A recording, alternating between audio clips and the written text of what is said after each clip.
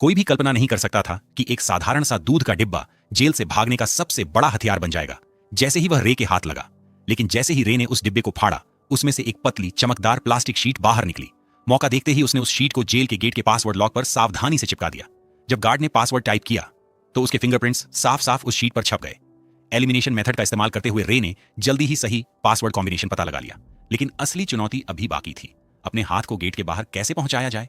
रे ने toilet paper को पानी में भिगोया, छोटे छोटे गोले बनाए, उन्हें टूथपेस्ट के साथ मिलाकर एक चिपचिपा मिश्रण तैयार किया। फिर उसने उन्हें एक बड़े कागज में लपेटकर एक अनोखा स्टिकी हथियार बना लिया। लेकिन यह सब करने के लिए उसे कैमरों से छिपकर रहना था। रे ने पहले ही गार्ड की दिनचर्या का बहुत विस्तार से अध्ययन कर लिया था। हर बार जब गार्ड उसे सेल में बंद करके सिगरेट पीने और समय बिताने के लिए बाहर जाता, तो मॉनिटरिंग रूम 7 मिनट तक खाली रहता था। और यही रे के लिए सबसे बड़ा मौका था। रे जानता था कि जेल से भागने के लिए 3 चीजें जरूरी हैं: गार्ड की दिनचर्या की पूरी जानकारी, जेल की संरचना की सही समझ और बाहर इंतजार कर रहा एक भरोसेमंद साथी। रे पहले ही पहली 2 चीजों पर काबू पा चुका था। उसने जेल के पास एक कमजोर जगह भी ढूंढ ली थी, जेल की दीवार से जुड़ा हुआ एक फायर स्टेशन। रे को ब्लैक सेल की लोकेशन भी पता थी। सब कुछ दिमाग में सेट करने के बाद उसने अपने प्लान को अमल में लाना शुरू किया। उसने जानबूझकर एक दूसरे कैदी पर हमला किया और उसे घायल कर दिया। जैसा कि उसने सोचा था, गार्ड्स ने उसे सजा के तौर पर ब्लैक सेल में डाल दिया। जब गार्ड खाना देने आया तो रे ने चुपके से एक कागज का गोला छोटी खिड़की के लॉक में डाल दिया, जो आसानी से खुल गया। पासवर्ड सिर्फ 4 अंकों का था, जिसे रे ने कुछ ही सेकंड में क्रैक कर लिया। जैसे ही वह ब्लैक सेल से बाहर आया, उसने मॉनिटरिंग सिस्टम हैक कर लिया और 7 मिनट पुरानी फुटेज चला दी ताकि गार्ड्स को कुछ भी पता न चले। इसके बाद उसने फायर स्टेशन से जुड़ी वेंटिलेशन पाइपलाइन ढूंढ ली। जब गार्ड्स सिगरेट पीने में व्यस्त थे, रे पाइप के अंदर रेंगता हुआ बाहर निकल गया। बाहर उसका साथी पहले से इंतजार कर रहा था। उसने एक कार में छोटा धमाका किया, जिससे फायर अलार्म बज उठा। गार्ड्स ने सीसीटीवी फुटेज चेक की, लेकिन सब कुछ सामान्य लग रहा था। इसी बीच रे फायर स्टेशन में घुस चुका था। उसने जल्दी से फायर फाइटर की यूनिफॉर्म चुरा ली और एक फायर ट्रक के नीचे छिप गया। अफरा तफरी का फायदा उठाते हुए वह ट्रक के साथ मौके पर पहुंचा और फिर अपने साथी की कार में बैठकर सुरक्षित निकल गया। ये रे का 14वां जेल ब्रेक था और इससे यह साबित हुआ कि वह कोई साधारण अपराधी नहीं था। उसका असली काम जेलों की सुरक्षा प्रणाली को टेस्ट करना था। वास्तव में वह एक सिक्योरिटी कंपनी का मालिक था। इसी वजह से वह नकली कैदी बनकर जेल में जाता, अपनी स्किल्स से भाग निकलता और यह साबित करता कि जेल की सुरक्षा व्यवस्था में सुधार की जरूरत है या नहीं। वह इतनी जेलों से भाग चुका था कि लोग कहने लगे थे कि यह आदमी किसी भी जेल से भाग सकता है। एक दिन CIA के एजेंट उसके पास आए और उससे कहा कि उसे एक बहुत ही सख्त और गुप्त जेल में जाना होगा। न उसका नाम बताया जा सकता था, न लोकेशन। यह मिशन बेहद खतरनाक था। फिर भी रे मान गया, क्योंकि करोड़ों डॉलर का ऑफर बहुत ही लुभावना था। कौन जानता था कि पैसा इंसान से क्या क्या करवा सकता है। उन्होंने रे को एक नई पहचान दी और एक सीक्रेट एग्जिट कोड भी दिया, जिसे वह किसी भी गड़बड़ी की स्थिति में इस्तेमाल कर सकता था। जाने से पहले उन्होंने उसके शरीर में एक ट्रैकिंग डिवाइस भी लगा दिया।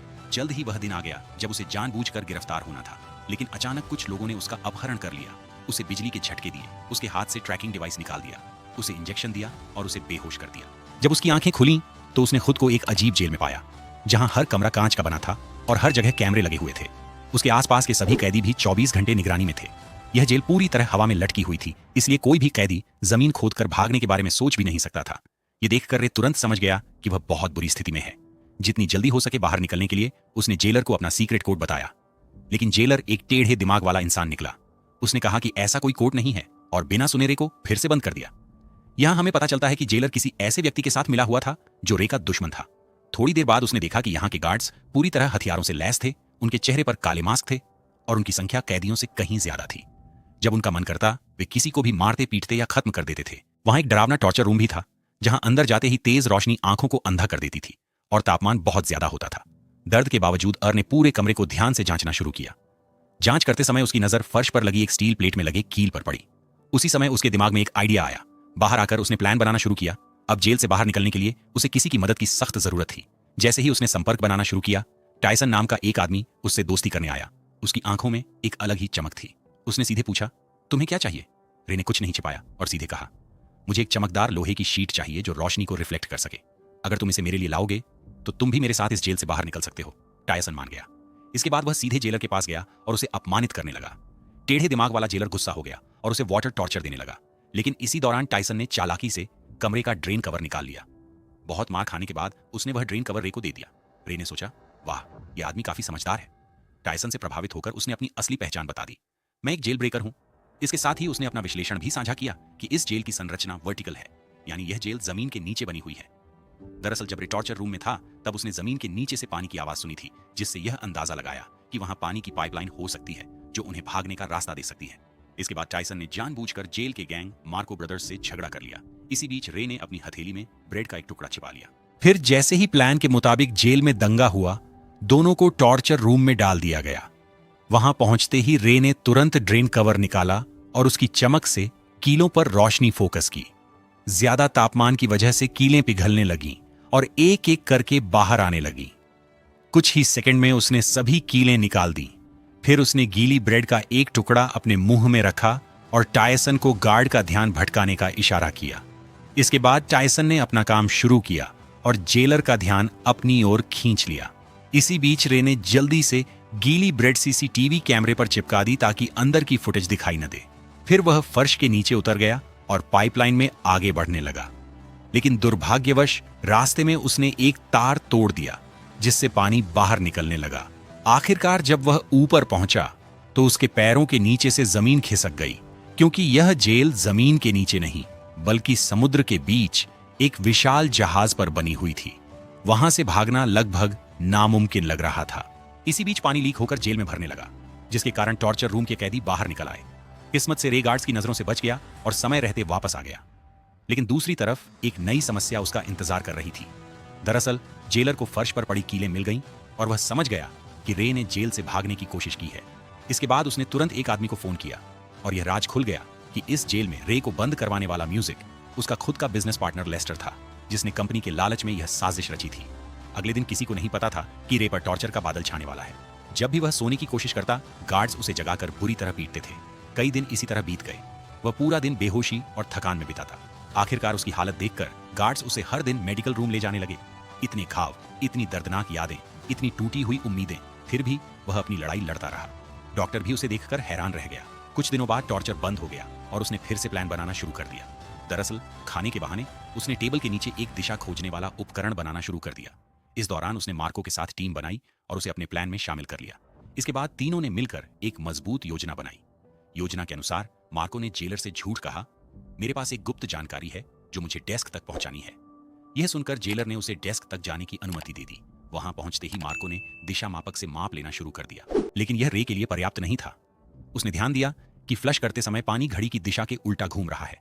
सभी डेटा का विश्लेषण करने के बाद उसने निष्कर्ष निकाला कि वह उत्तरी गोलार्ध में है। फिर एक नए कैदी से पूछकर उसने पता लगाया कि अभी नवंबर महीना चल रहा है। इसके बाद अपने शरीर के तापमान को ध्यान में रखते हुए उसने अनुमान लगाया कि वह स्थान मोरक्को के तट के आसपास हो सकता है।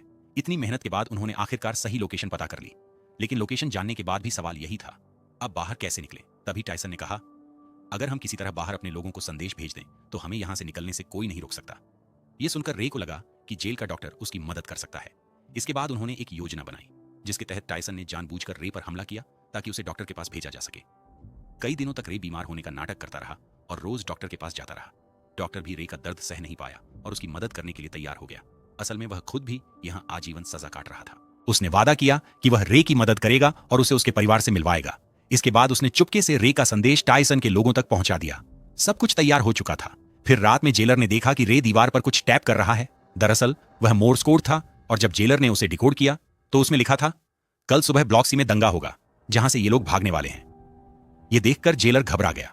उसने तुरंत ब्लॉक सी की सुरक्षा 3 गुना बढ़ा दी, लेकिन उसे यह नहीं पता था कि यह रे का मास्टर स्ट्रोक प्लान था। असली दंगा उसके अपने ब्लॉक ए में होने वाला था, जहां केवल 2 गार्ड बचे थे। अगली सुबह 2 गैंग आपस में भिड़ गए। इस अफरा तफरी का फायदा उठाकर रे, टायसन और मार्को वहां से भाग निकले। भागते समय रे कैमरे के सामने आया और उसने जेलर को चिढ़ाया। गुस्से में जेलर ने सभी गेट बंद करने का आदेश दे दिया। इसके बाद तीनों पाइपलाइन के जरिए जेल की छत की ओर चढ़ने लगे। जब वे डेक के बहुत करीब पहुंचे तो उनका रास्ता एक इलेक्ट्रॉनिक गेट ने रोक लिया। उसे खोलने का एकमात्र तरीका था पूरी जेल की बिजली बंद करना।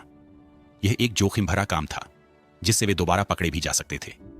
दूसरी तरफ जेलर ने मोशन डिटेक्टर से उनकी लोकेशन ट्रेस कर ली थी और सभी गार्ड्स अब उनका पीछा कर रहे थे। भागते समय मार्को को गोली लग गई। वह समझ गया कि उसका बचना मुश्किल है, इसलिए उसने अपने साथियों से भागने को कहा और खुद अकेले गार्ड्स को रोकने लगा। किसी तरह रे नीचे पावर रूम तक पहुंचा, पूरे जहाज की बिजली बंद कर दी और जैसे ही ऊपर गेट खुला टायसन तुरंत डेक पर पहुंच गया। खुशकिस्मती से वहां हेलीकॉप्टर भी आ चुका था, लेकिन टायसन की मजबूत इच्छा शक्ति के कारण वह रे को अकेला कैसे छोड़ सकता था। उसने मशीन गन उठाई और सामने आ रहे गार्ड्स पर फायरिंग शुरू कर दी। इसी बीच रे छिपकर एक पानी के टैंक में घुस गया जहां उसे ढूंढना मुश्किल था। यह देखकर जेलर ने तुरंत जहाज को फिर से चालू करने का आदेश दिया। नतीजतन जिस पानी के टैंक में रे छिपा हुआ था वह अपने आप फ्लश होने लगा और रे सीधे समुद्र में जा गिरा। रे की समझदारी देखकर जेलर हैरान रह गया। इसी बीच टायसन ने उसकी ओर एक गन फेंकी। रे ने तुरंत उसे पकड़ लिया और कुछ गोलियां चलाईं, जिससे जेलर के पीछे रखे ओनेल ड्रम में विस्फोट हो गया। इससे जेलर वहीं मारा गया। अब सब कुछ शांत हो गया और दोनों अफ्रीका के तट पर पहुंच गए। अचानक सामने से एक कार आई और उसमें से एक लड़की उतरी। वह लड़की कोई और नहीं बल्कि टायसन की बेटी जेसिका थी, जिसने रे को यह मिशन ऑफर किया था। अब रे को पूरी सच्चाई समझ आ गई। दरअसल जेसिका ने उसे अपने पिता को बचाने के लिए जेल भेजा था और रे की चतुराई से वह इसमें सफल भी हो गई। आखिरकार रे के चेहरे पर एक हल्की सी मुस्कान आ गई और संघर्ष व कभी हार न मानने वाली भावना के साथ ये लोग अपने परिवारों से दोबारा मिल पाए। यहीं इस खूबसूरत फिल्म का अंत होता है। दोस्तों, उम्मीद है आपको यह मेहनत और उम्मीद से भरी कहानी पसंद आई होगी। अगर पसंद आई हो तो वीडियो को लाइक करें और चैनल को सब्सक्राइब करें। हम अगली वीडियो में एक नई कहानी के साथ फिर मिलेंगे।